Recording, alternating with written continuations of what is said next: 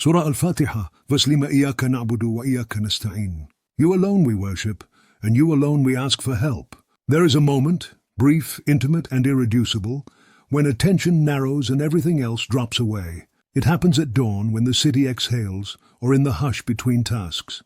When your hands pause above the cup, when the phone vibrates but you do not reach for it. In that pocket of stillness, the verse becomes more than words. It becomes a posture. You alone we worship. 2 small words, a whole reorientation. Worship here is not only ritual. It is the way we order our attention, distribute our loyalties, and invest our meaning. To worship a thing is to allow it to govern the shape of our days. If money governs us, our time will be priced. If reputation governs us, our speech will bend toward approval. This verse asks a different alignment. Let the one who sustains all things be the center of how you measure life. Think of a compass. Many things pull at its needle: ambition, fear, grief, desire. Yet when the soul says, "You alone we worship," the needle recenters. Choices become less about gaining and more about reflecting. Work becomes stewardship instead of escape. Speech becomes honesty instead of performance. The heart, trained by this simple declaration, learns to differentiate between the transient commands of culture and the deeper cadence of meaning. And the second half, "and you alone we ask for help," is not an afterthought. It completes the spiritual economy. Worship without seeking help can calcify into pride. We perform, we measure, we feel secure in our own competence. Asking for help acknowledges need. It is humility embodied. In practical life, this translates into a readiness to admit limitation, to ask for support when a relationship frays, to seek counsel when decisions stagger us, to pause when the body signals fatigue and allow rest.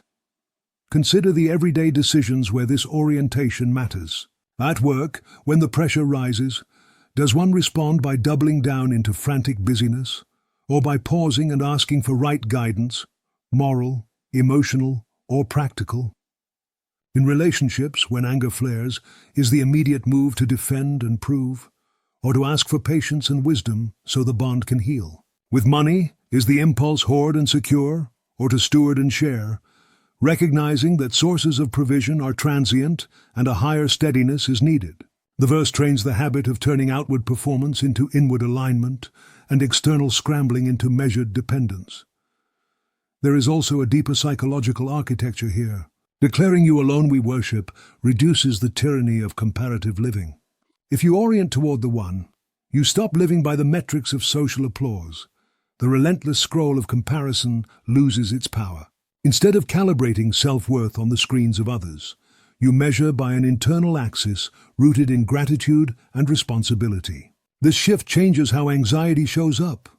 It loosens the grip of fear that says "not yet enough" and invites steadier endurance. On the other side, "you alone we ask for help" rewrites resilience. Modern narratives often equate resilience with self-sufficiency. Here, resilience is communal and sourced. It includes asking, receiving, and trusting. Asking for help is not weakness. It is a practiced muscle of dependence, trained toward the divine and enacted through human hands. When you ask, you open pathways for others to be part of your healing. Friendships deepen, communities become networks of care, and the burden is shared rather than hoarded. Spiritually, the verse maps a daily ritual practice that is portable and immediate. You can recenter in one breath. Say it before a meeting, before a difficult conversation, before an exam, before stepping into a family tension. The words serve as a brief liturgy that resets intention. They orient the mind to be present, the heart to be humble, and the will to be purposeful. Over time, this tiny ritual recalibrates the nervous system. Impulsive fight or flight responses are replaced by collected moral deliberation. The real test is in the micro moments.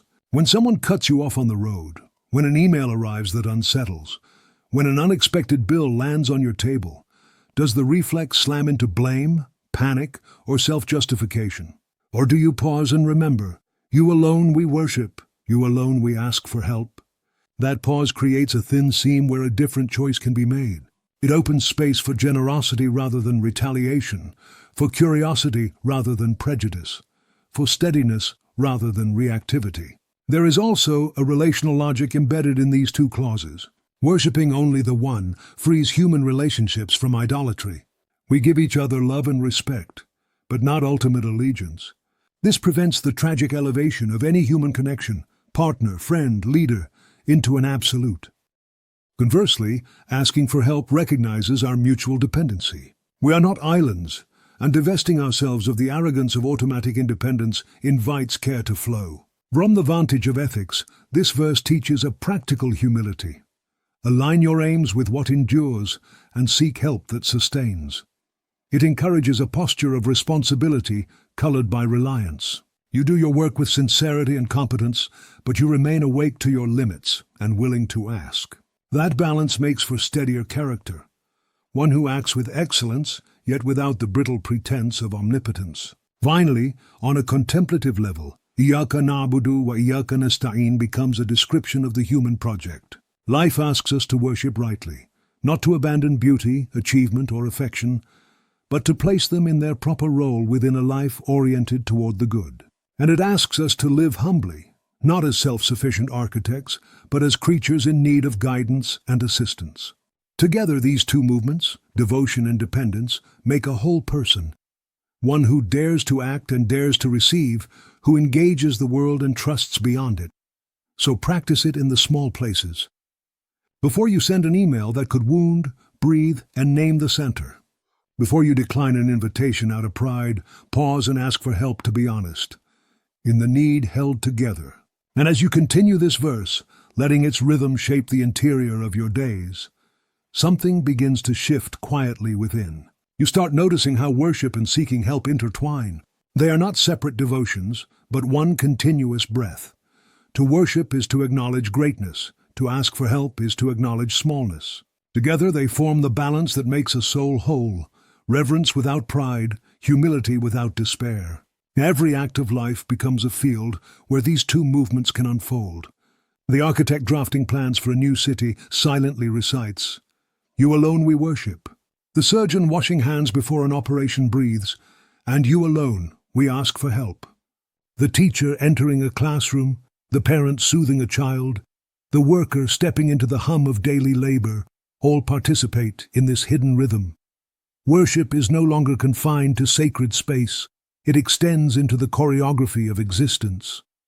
When you see the world through that lens, the ordinary becomes liturgy. The way sunlight falls on the desk is no longer background, it's revelation. The sound of rain becomes remembrance. Even failure, which once felt final, becomes invitation, a place to ask again, to rely again, to soften again. This is the subtle revolution of the verse. It transforms defeat into dialogue, exhaustion into prayer, success into gratitude. But the human heart resists surrender. It wants to claim ownership, to hold control, to define outcomes.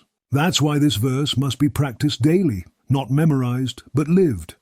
When your plans collapse, say it again.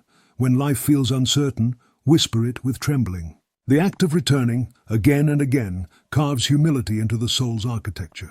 Each repetition rewires your instincts, away from panic toward patience, away from control toward trust. In our age of relentless self-optimization, this declaration feels almost rebellious. "You alone we worship" refuses the cult of self. It interrupts the modern gospel of independence that tells us we are enough on our own. It dismantles the illusion that we can carry everything, fix everything, become everything.